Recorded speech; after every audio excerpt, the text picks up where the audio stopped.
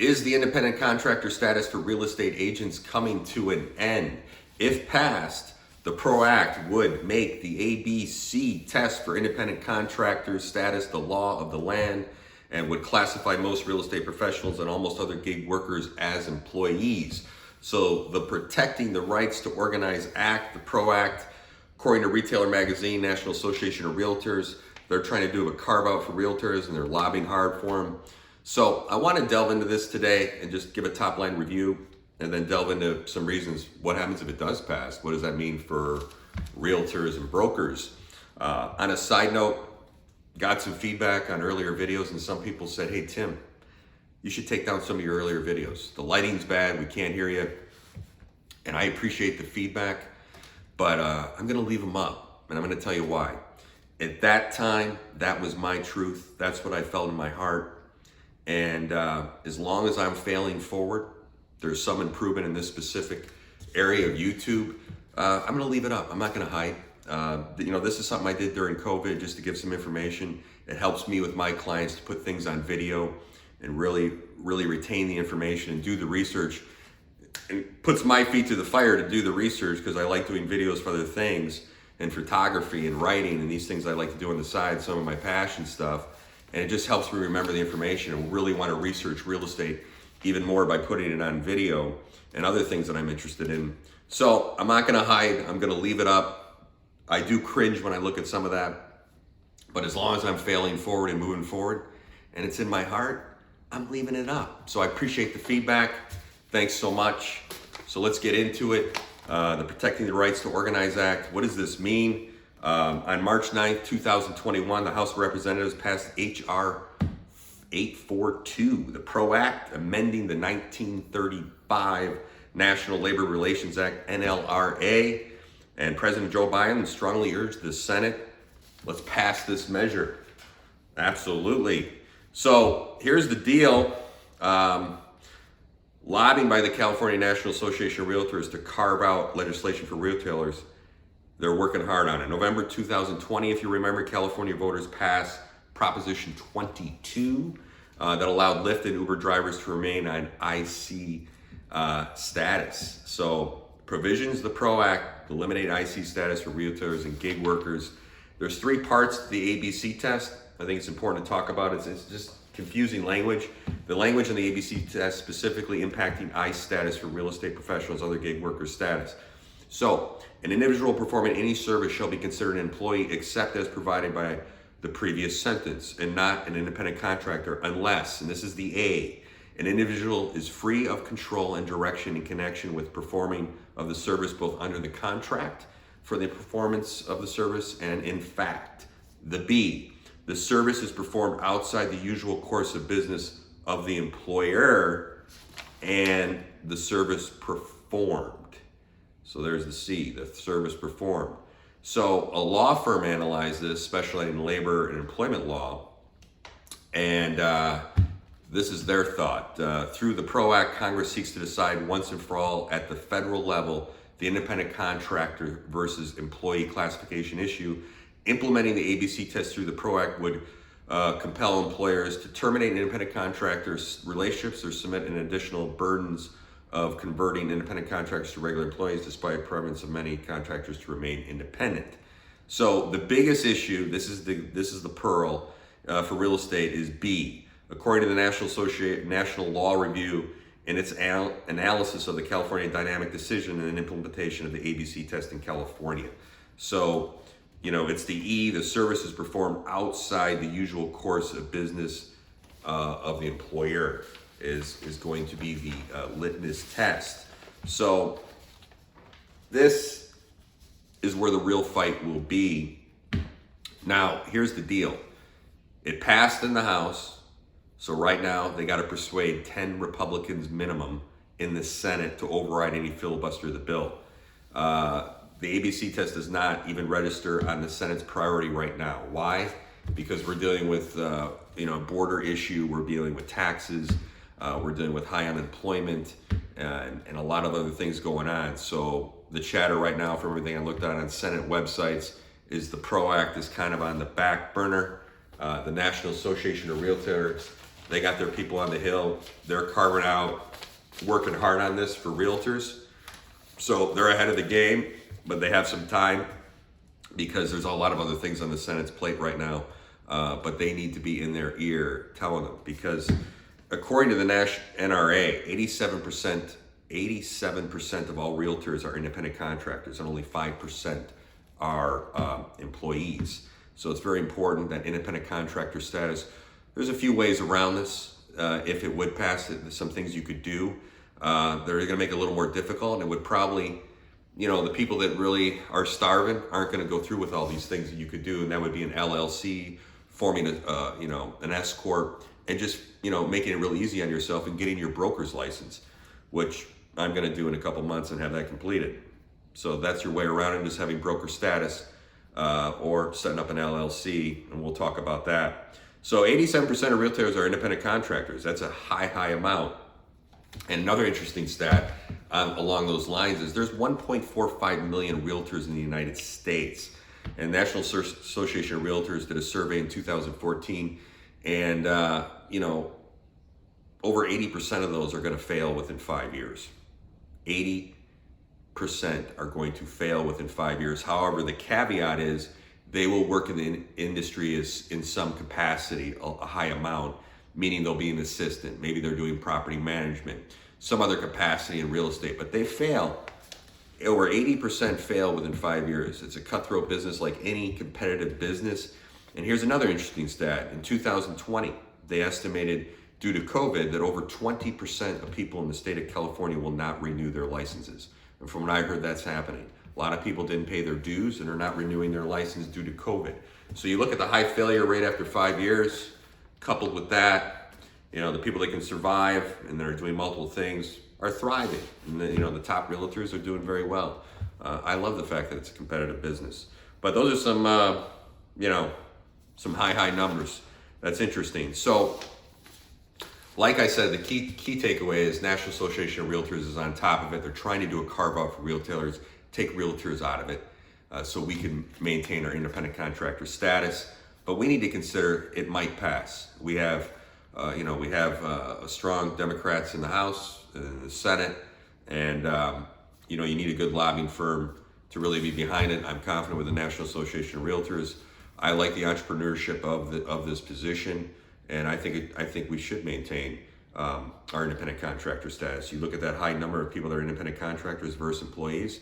I want to have the right to choose, but we'll look at both sides. So, what happens if the PRO Act becomes law? Here's the deal. Number one, the industry will have a consistent federal standard with respect to how the labor law applies to brokers and agents. State lawmakers will no longer be able to carve out exceptions to the ICE law like they've done in the past. That's what we're talking about right now. They can carve it out and make it work. It's going to be a federal standard, and that's not going to happen anymore. Here's the key. The PRO Act only applies to agents that are not brokers or who are not incorporated, operating an LLC, as I talked about earlier, or an S corp. Agents who are incorporated and functioning in a business-to-business relationship, if they have a broker's license and their license is hanging at a brokerage, that goes out of business. They can always have the option to continue as an independent broker. So it's great. You can become a broker, just get your broker's license, take that next step, and avoid everything. You can enter into a relationship with a broker if you're an S corp, a business-to-business relationship, an S corp or an LLC. So you're going to set up an LLC or an S corp and enter into a business relationship with a broker. There's some gray stuff going on there, but set up an LLC, set up an S corp, or what I suggest, get your broker's license. Here's number 3. To become a full-time employee, agents who are not brokers or who are not incorporated will have to produce enough income to pay their minimum wage in the state plus benefits and profit for their brokers. So, for example, if you got a $15 minimum wage, that would be $30,000 per year plus vacation, sick, and 6.2% employee must pay in Social Security benefits. Covering all those costs would easily be about $45,000 to $46,000 to probably almost $50,000 range, and there would be zero profit for the broker. So, according to a survey by the National Association of Realtors in 2019, the average median income for realtors was $49,700. Consequently, at least half the current realtor population wouldn't make that cutoff for flow-time employees. So that's a major issue. Agents who do become employees can expect major changes in what's required of them. What does that mean? Required training, mandatory meetings, increased supervision, more rigorous control over customer experience with incentives tied to customer ratings. You're going to be rated, performance reviews, weekly meetings, activity reports, quotas and bonuses based on production reviews. Now, if you're any good realtor, you got your own goals, you got your to-do list, you're doing your things at home, so you should be able to make that transition. But it's nice to set your own schedule if you're disciplined and you're doing all those things on your own. So you're going to have quarterly bonuses, production, and you're going to have reviews on those quarterly bonuses. You're going to have those calls at 9 a.m. telling you about your goals. What did you do today? How many calls did you make? Did you have any success? What are your goals tomorrow? We're going to have that Friday meeting, review your plans for the week. Some people can't handle that, and I'm one of them. The PRO Act will disrupt brokerage revenue models, especially for those who rely primarily on desk fees and high agent count. These companies will have to make major changes in their current revenue models if they hope to survive. Sole practitioner brokerages and team models will explode as agents seek to retain their independent contractor control of their own businesses. You're going to set up your own brokerage, your own sole practitioner, or set up a business-to-business relationship with a broker, and that's your way around it. The trend towards outsourcing work through virtual assistants will also explode. Absolutely. I use a virtual assistant right now 3 days a week. It's phenomenal, especially for companies already providing those services to the real estate industry, and for freelancing companies, brokers can hire on a B2B basis. Number 8, due to decreased membership, NRA state and local associations will have less political clout. Absolutely. The decline in revenue may also result in due increases coupled by fewer resources for consumers and realtor members. That's not good. They're going to have to recoup their costs, which means higher fees for you and me. Due to the decline in number of agents, many multiple listing services will be forced out of business and forced to merge. That will hasten to move a large regional MLS in order for them to survive. Number 10, the portals and vendors will have to contract with large companies or retailer associations with experience a drop in their income with decline in agent count. This will result in additional disruption in the systems and produce agents and brokers rely upon having no longer be able to available to them.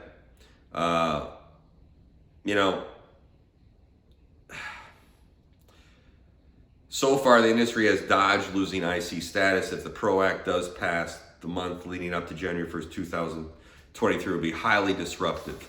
And it's going to be a big change. And I think it's interesting. I looked at the comments section in some of these articles that I was looking at, and I think some of these people hit it right on the head. David here says, I'm all for it. I'm an employee with my own S Corp and planning on hiring people. Frankly, I'm fed up with brokers hiding gross incompetence behind IC status, saying, hey, we cannot force them to learn or be professional. And Vern takes the opposite perspective. Brokers should still be free to choose incompetence if that's how they want to run their business. Competitive forces will squash such decisions better than the government can. Amazed that people in business don't recognize the erosion of business freedom for such thing as this. I'm kind of hearing Vern. If a broker wants to hire independent contractors and has the freedom to do that, it's up to you to train those people and hire the best and get them performing where they need to perform. That means the broker is incompetent. But I want the freedom, and I want the choice to be able to hire who I want to hire and run my business how I want to run my business. And if you choose to hire incompetence, like Vern says, that's your problem. Bernice, as an S Corp or an LLC, you can contract with your broker. You can contract with your broker on a business-to-business basis. The broker still could meet the supervisor requirements. So that's the key. You can contract, set up an S Corp. You can become a broker and avoid everything, or set up an S Corp or an LLC and contract with your broker on a business-to-business basis. The details are still going to have to be worked out on that, but it shouldn't be that difficult. And I started delving into that, looking into that, but I'm just going to get my broker's license and avoid it altogether. So where it stands right now, it's in the Senate. 10 Republicans would have to approve to go forward. It's already passed the House. So like I said, right now it's on the back burner. I've went to the Senate websites and delved into some information to get a better understanding of what's going on. But they got more complicated issues right now, what's going on in the world. So they've kind of filed that one away, the Protecting the Rights to Organize Act. But really delve into it, because as any of these bills on both sides, the Republicans and Democrats all play politics, and they hide a lot of pork in there, and the bills don't really do what they're supposed to do, like i.e. the infrastructure bill. So, but this is very serious stuff.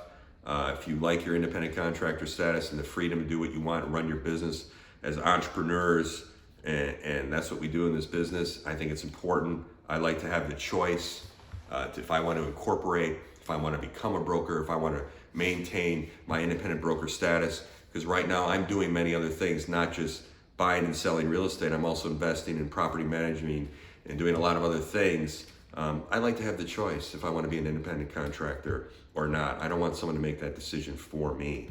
So I just wanted to give you that information. I know some of it's kind of boring, but I think it could really affect the industry big time if a change like this happens. The lobbying groups are behind it, trying to carve out for realtors, and they got your back. But please read into it, write to your legislatures, and delve into it, because it's going to change how you do business, and you need to be forward thinking and ahead of the curve and stay ahead of this. Take care.